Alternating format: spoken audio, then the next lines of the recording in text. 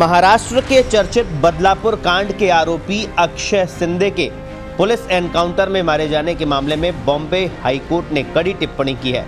मृतक अक्षय शिंदे के पिता ने हाईकोर्ट में याचिका दाखिल कर एनकाउंटर को फर्जी बताते हुए पूरे प्रकरण की जांच की मांग रखी है। हाईकोर्ट ने बुधवार को इसी याचिका की सुनवाई के दौरान सरकारी वकील से कई तीखे सवाल पूछे। अदालत ने कहा कि पुलिस वाले को मालूम होता है कि कहां गोली चलानी है। कोर्ट ने कहा कि अक्षय की कद काठी ऐसी नहीं थी कि चार पुलिस वाले उसे काबू न कर सके। अदालत ने आगे साफ कहा कि उसके लिए यह स्वीकार करना बेहद मुश्किल है कि यह मुठभेड़ ही थी। कोर्ट ने महाराष्ट्र पुलिस को निर्देश दिए कि वो मामले में क्रॉस एफआईआर दर्ज करे। बदलापुर घटना में मृतक आरोपी अक्षय शिंदे के पिता की याचिका पर बॉम्बे हाईकोर्ट ने सरकारी वकील से कहा कि शारीरिक रूप से कमजोर व्यक्ति रिवॉल्वर को जल्दी से अनलॉक नहीं कर सकता। ये बहुत आसान नहीं है। सरकारी वकील ने हाईकोर्ट से कहा अधिकारी की पिस्तौल अनलॉक थी। इसके बाद जस्टिस चव्हाण ने कहा कि इस पर विश्वास करना मुश्किल है। प्रथम दृष्टया इसमें कुछ समस्याएं नजर आती है। एक आम आदमी पिस्तौल नहीं चला सकता क्योंकि इसके लिए ताकत की जरूरत होती है। हाईकोर्ट ने सुनवाई के दौरान सवाल पूछा कि आरोपी अक्षय शिंदे के सिर पर गोली कैसे लगी, जबकि पुलिस को इस बात की ट्रेनिंग दी जाती है कि गोली कहां चलानी है। कोर्ट ने कहा कि पुलिस को हाथ या पैर में गोली चलानी चाहिए थी। हाईकोर्ट की बेंच ने कहा कि पीछे 4 पुलिस वाले थे, फिर कैसे संभव है कि वे कमजोर आदमी को काबू न कर पाए, वो भी गाड़ी के पिछले हिस्से में। आरोपी के आगे 2 पुलिस वाले और बगल में 2 पुलिस वाले थे। जस्टिस चव्हाण ने सुनवाई के दौरान कहा पिस्टल पर फिंगरप्रिंट होने चाहिए और हैंड वॉश होना चाहिए। क्या ये हो गया? अगली तारीख पर सब कुछ पेश कीजिए। आपके मुताबिक उसने 3 फायर किए लेकिन सिर्फ 1 ही लगा, बाकी 2 गोली कहां पर है? क्या ये पुलिस वाले पर सीधा फायर था या रिकोशे फायरिंग? पुलिस अधिकारी को क्या चोट आई है, छेदने वाली या ब्रश वाली? बॉम्बे हाईकोर्ट ने अगली सुनवाई के लिए 3 अक्टूबर की तारीख देने से पहले बदलापुर यौन उत्पीड़न के आरोपी की हिरासत में मौत पर मुंबई पुलिस से कहा कि इसमें गड़बड़ी दिख रही है। इस घटना की निष्पक्ष जांच की जरूरत है। कोर्ट ने पुलिस को यह भी निर्देश दिया कि वो आरोपी अक्षय शिंदे को जेल से बाहर लाए जाने से लेकर शिवाजी अस्पताल में मृत घोषित किए जाने तक की सीसीटीवी फुटेज को सुरक्षित रखे। आपको बता दें, महाराष्ट्र की बदलापुर पुलिस ने 2 स्कूली बच्चियों के साथ हुए यौन शोषण के आरोप में अक्षय शिंदे को पॉक्सो एक्ट के तहत गिरफ्तार किया था। मामला सामने आने के बाद स्कूली बच्चों के अभिभावक और स्थानीय लोगों ने प्रदर्शन में भाग लिया। प्रदर्शन में बड़ी संख्या में महिलाएं भी शामिल थी। प्रदर्शनकारियों ने स्कूल में तोड़फोड़ की और रेल रोको आंदोलन के दौरान स्थानीय रेलवे स्टेशन पर पथराव भी किया। इसके बाद बॉम्बे पुलिस ने अक्षय शिंदे का एनकाउंटर कर दिया।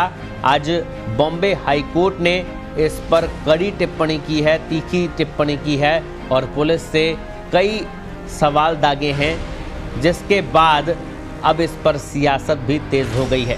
ये जो एफआईआर रजिस्टर की है अक्षय शिंदे के खिलाफ, अभी 307 की मरे हुए आदमी के खिलाफ, तो उसके पिताजी की जो कंप्लेंट थी उसकी एफआईआर क्यों नहीं की पुलिस के खिलाफ?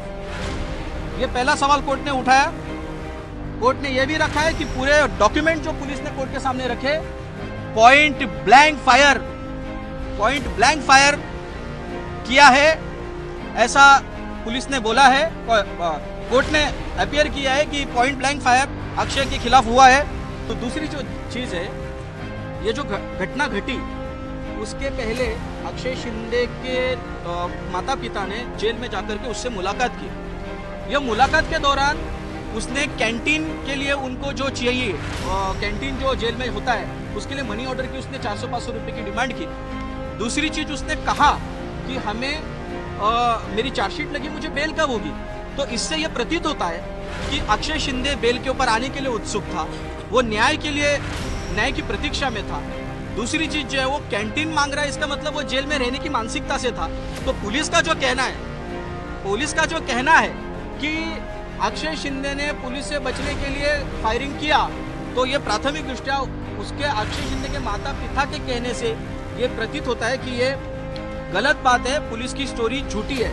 दूसरा जो है, कोर्ट ने ये निष्कर्ष निकाला है पूरे डॉक्यूमेंट देखने के बाद, अक्षय शिंदे को पॉइंट ब्लैंक फायर हुआ है क्या, ये अपीयर दिखा रहा है। इसके ऊपर डाउट कोर्ट ने रेज किया है। उन्होंने कोर्ट ने कहा है अक्षय शिंदे को पिकअप करने के बाद से हॉस्पिटल तक लेने तक उसका टोटल जितने भी सीसीटीवी कैमरास है सारे के सारे प्रिजर्व करने को कहा है। दूसरी जो है पोस्टमार्टम रिपोर्ट और हैंड वॉश जो है, हैंड वॉश जो डिसीज्ड के उसने किए नहीं होंगे तो उनके हैंड वॉश जो है फॉरेंसिक का जो काम है वो भी कहना है।